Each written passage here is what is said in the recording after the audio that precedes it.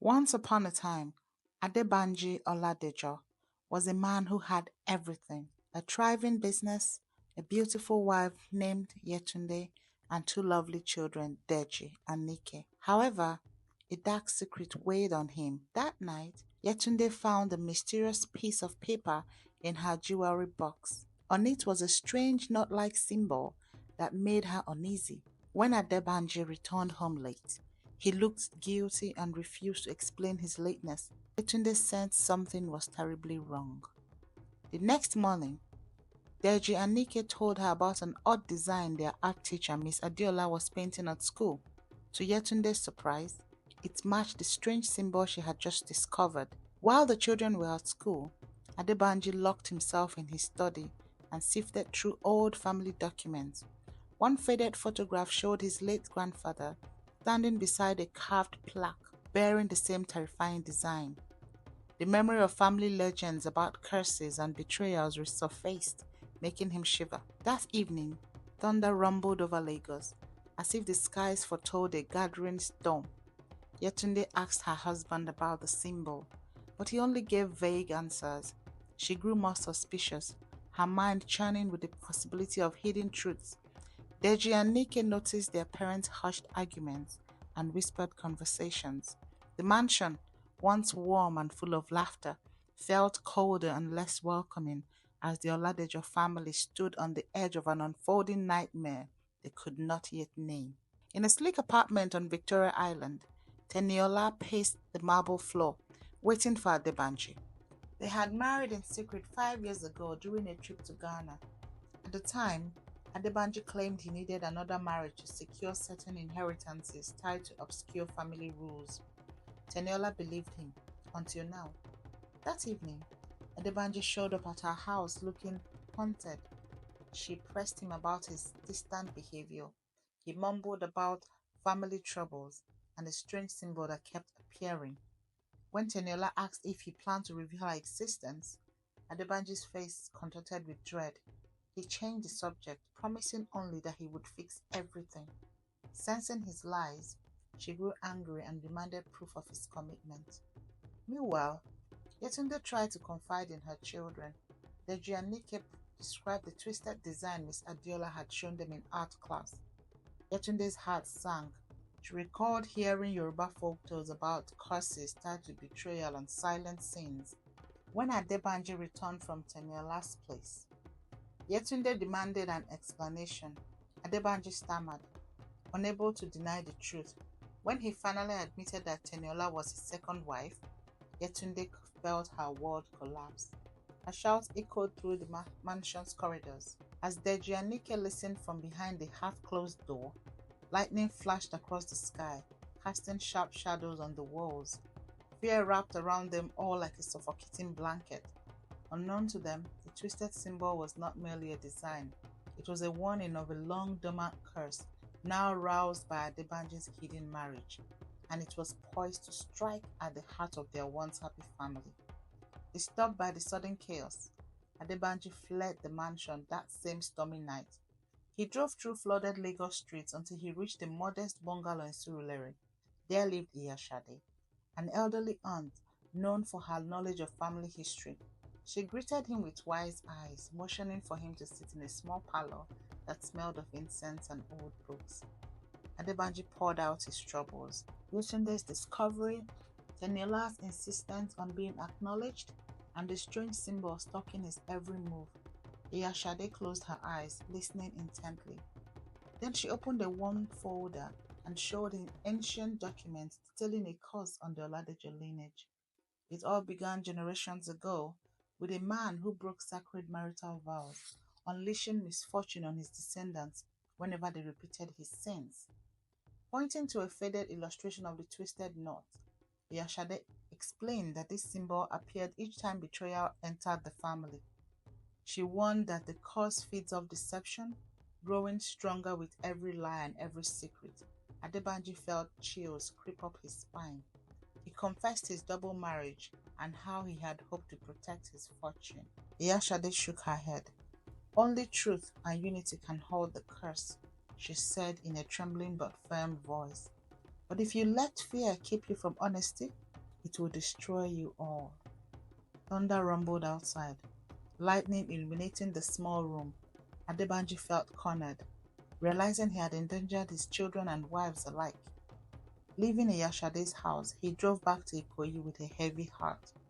Even the roaring storm couldn't match the turmoil in his mind.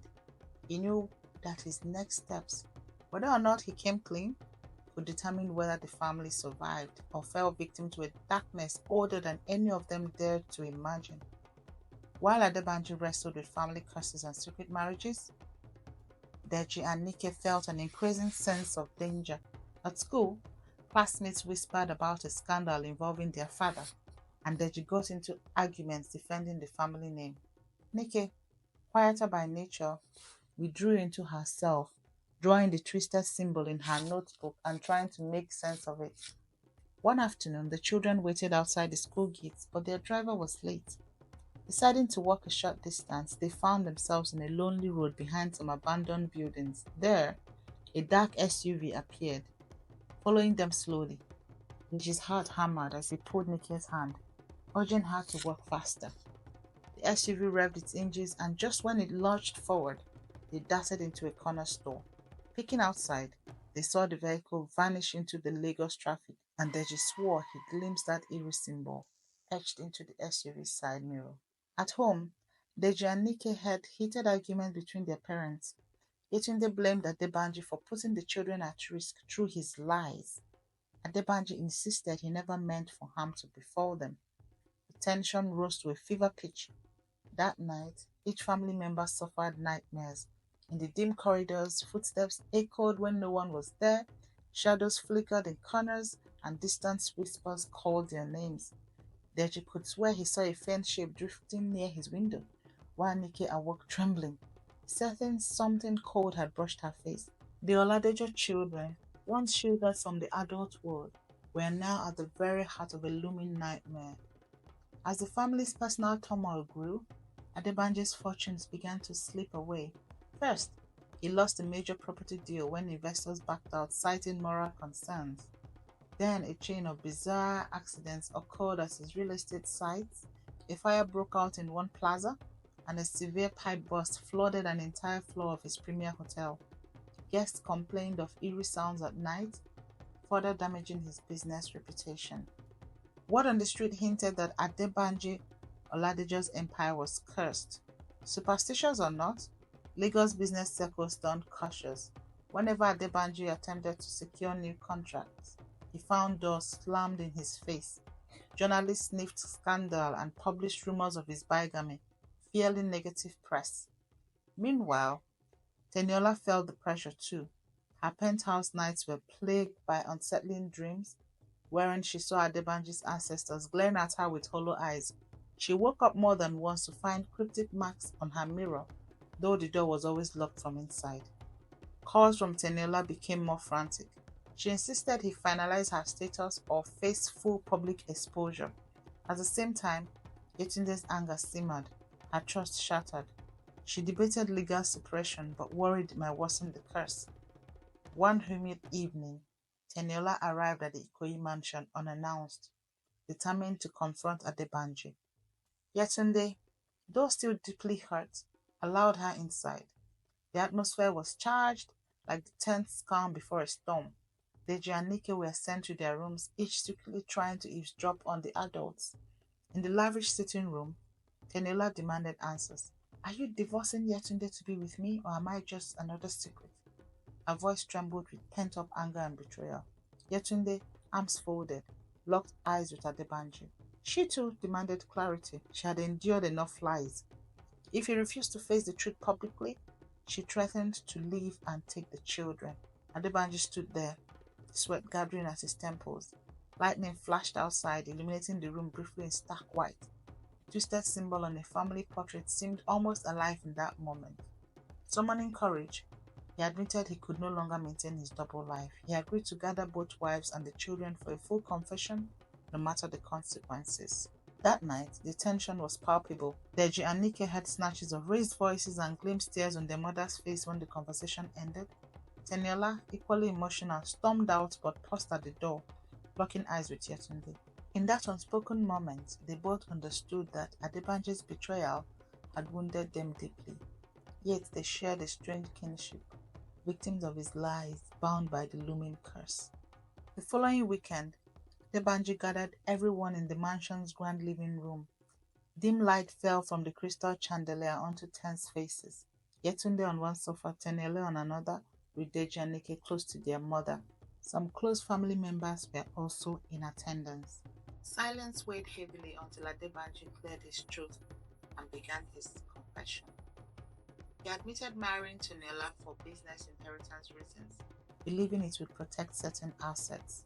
He confessed to lying constantly to Yetunde and to Tunela as well, whenever it was convenient.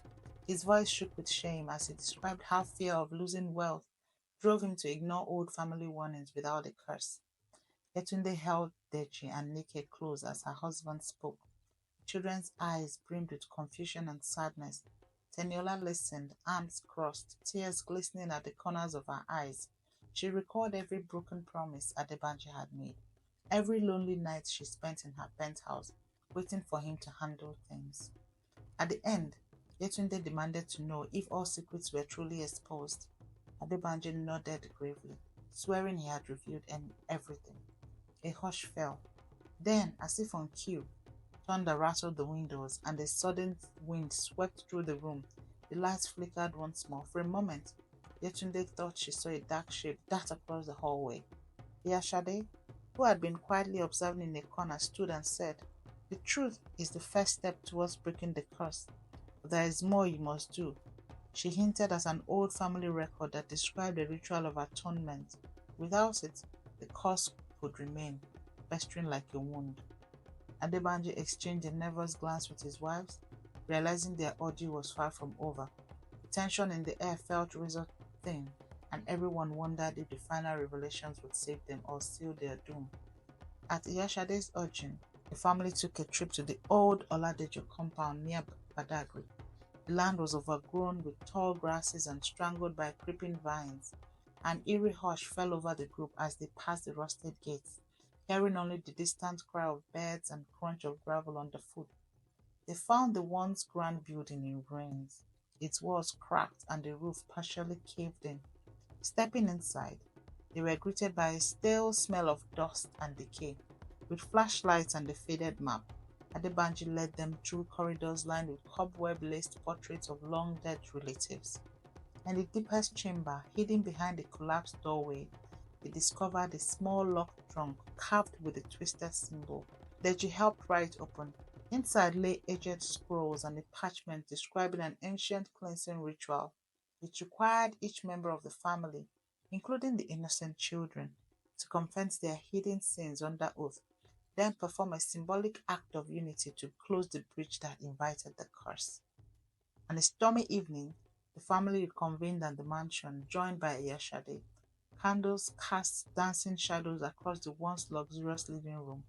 Following the parchment's instructions, they formed a circle. Each person had to place a hand on a cloth embroidered with the dreaded knot symbol. Adebanji spoke first. Eyes downcast, he declared every lie he had told about his secret wedding, his business dealings, and his manipulations. His words echoed with regret. Next, Teniola spoke, admitting she once planned to blackmail Adebanji if he abandoned her for Yetunde. Her voice shook as she confessed the anger and jealousy she harbored. Yetunde went last among the adults, acknowledging her silent wish for revenge and the bitterness that consumed her since discovering Adebanji's betrayal. Tears glistened on her cheeks. Finally, even Deji and Nike had to speak. Deji revealed that he sometimes lied to protect his father's image at school. Nike admitted she secretly blamed her mother for not noticing Adebanji's cheating sooner. As each confession was laid bare, thunder raged outside. The symbol on the cloth seemed to glow under the candlelight, or perhaps it was a trick of their fearful minds. They repeated a Yoruba phrase from the scroll, promising future honesty and unity. For a tense moment, the wind howled, and a sudden gust blew out several candles. Silence. A heavy sense of calm descended. Slowly, candle flames were relit. Yashade exhaled deeply, nodding. She sensed the curse had loosened its grip. Adebanji felt as though an invisible hand had lifted from his chest. Yet the mansion still felt tinged with an ancient heaviness, suggesting that while they might have quieted the curse, the family bonds would take time to heal. Only truth could keep the shadows from returning. In the days after the ritual, the atmosphere in the Oladejo mansion began to clear. Strange noises and flickering lights subsided. Deji and Nike slept better, no longer tormented by nightmares. Even Teniola's penthouse felt more serene. She reported no new unsettling occurrences. It seemed the ancient curse had retreated, silenced by their collective honesty. Though the external hauntings eased, emotional ones remained. Yetunde, still bruised by betrayal, agreed to therapy sessions with Adebanji. Eniola received some financial support from Adebanji but lived independently, uncertain if she would ever truly trust him again. Their tenuous peace was maintained for the children's sake, and perhaps out of relief that worse horrors had not come to pass. Gradually, Adebanji's business showed signs of recovery. While some deals were lost forever, a few investors returned after hearing he had resolved his family issues. The tabloids, ever hungry for scandal, moved on to new stories. Life in Lagos, with its constant buzz of commerce and traffic, seemed to welcome the Oladejos back into normalcy, albeit changed. However, a cautionary tension lingered in the mansion. Iyashade reminded them that the curse thrived on lies. One slip, one hidden betrayal could let the darkness grow again. By facing their secrets, they had bought themselves a chance at peace, but it was up to them to maintain that honesty. And so, dear listener, we come to the end of the Oladejo's family's harrowing journey, a tale woven through shadows of betrayal and the lingering echoes of an ancient curse. In this story, we saw how even the smallest lie can forge chains that bind not just a single heart but entire generations. And though the road to forgiveness may be long, each step forward underlines a powerful lesson that honesty spoken in unity can banish even the darkest forces. May this tale serve as a timeless reminder. No matter how profound the darkness, the light of honesty will always guide us to a more secure, even if imperfect peace. Like, comment, share, and subscribe.